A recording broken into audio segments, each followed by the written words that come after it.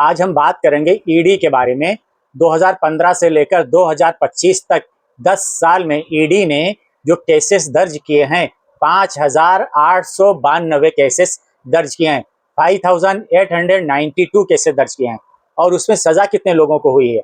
उसमें सज़ा सिर्फ 15 लोगों को हुई है। केसेस है 5892 और सज़ा कितने लोगों को हुई? सिर्फ 15 लोगों को।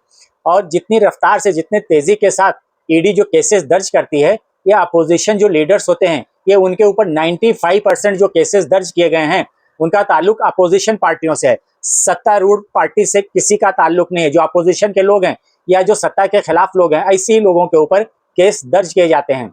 आप सोचिए 5892 केसेस और उसमें सजा कितना? सिर्फ 15 लोगों को। और 49 फाइलें ऐसी हैं जो कि ईडी ने बंद कर दी है। 49 फाइल बंद कर दी। और 49 फाइल किसकी बंद हुई है?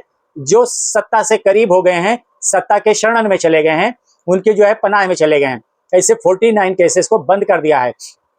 2015 से पहले एक साल में 200 केसेस ईडी दर्ज करती थी, लेकिन 2015 के बाद से जो इसकी रफ्तार थी, उसकी स्पीड थी केस दर्ज करने की, वो बढ़ गई। वो कितना होगी? साल में मिनिमम 500 केसेस ईडी दर्ज करने लगी। अब आप इसी से अंदाजा लगाइए, ईडी जो केसेस दर्ज करती है किसके ऊपर?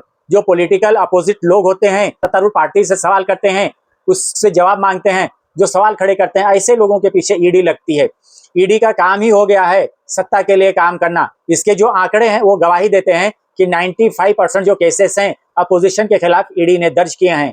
ईडी का जो हाल है, एक जैसे कहते हैं कि जो है बंधुआ मजदूर, गुलाम, सरकार का गुलाम हो गया है। आज़ाद ईडी रह ही नहीं गया है। हमारे देश की जितनी संस्थाएं हैं सब गुलामी के दौर से गुजर रही हैं। इन सबको आज़ाद करने और आज़ाद होने की ज़रूरत है।